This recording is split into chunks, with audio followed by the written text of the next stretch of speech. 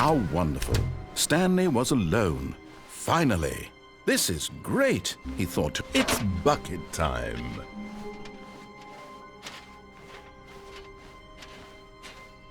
Stanley clutched the bucket tightly to his chest and entered the door on his left. Still no one was here. Stanley needed the bucket's warmth and comfort now more than ever.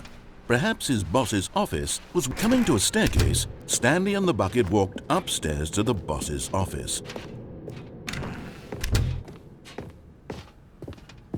Stepping into his manager's office, Stanley was once again stunned to discover not an indication of any human life. Crushed by the weight of this revelation, Stanley may have broken down into an emotion, but Stanley guessed the correct code by sheer luck. Was it that the bucket knew all along? Was the bucket guiding him? Yes, this is certainly the most logical explanation.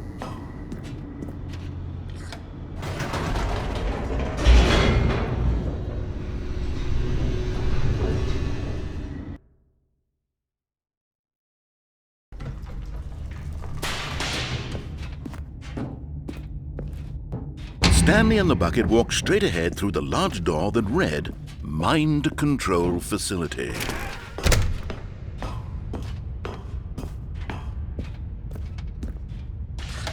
The lights rose on an enormous room packed with television screens.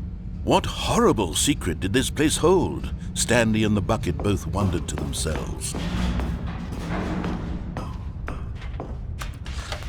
The monitors jumped to life, and Stanley nearly dropped the bucket in shock.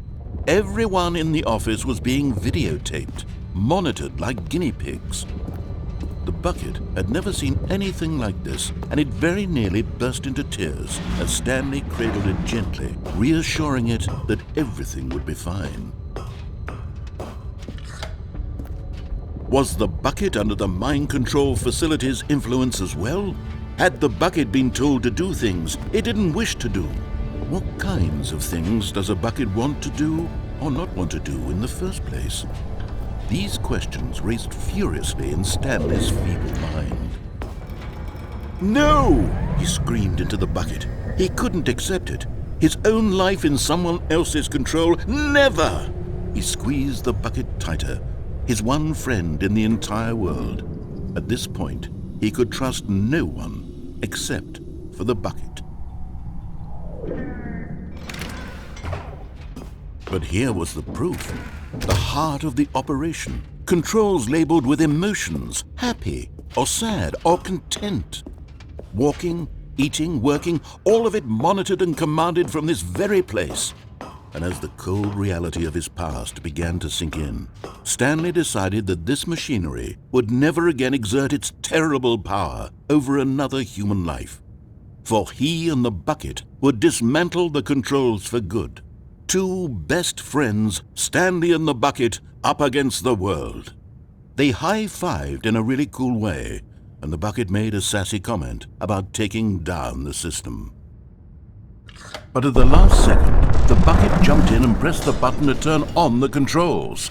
Stanley gasped in horror. Had this been the bucket's plan all along? To take over the machine and claim the power for itself? How could the bucket have betrayed him like this?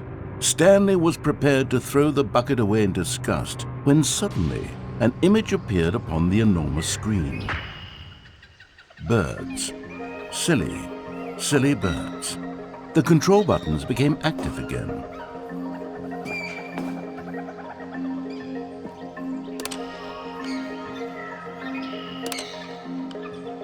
Stanley flipped through one video of silly birds after another, and then it dawned on him. This wasn't a mind control facility at all. It was a facility for monitoring and surveilling silly birds all over the world. The mind controls were only a facade to disguise its true intentions. Had the bucket known this all along? Stanley marveled at the metal genius in his hands, the one who had pointed him towards this incredible discovery. Stanley and the bucket never found freedom because they spent the rest of their lives here in this place, flipping through live streams of the silliest birds imaginable. Of all the possible paths his life could have taken, this one was surely the best. And Stanley was happy.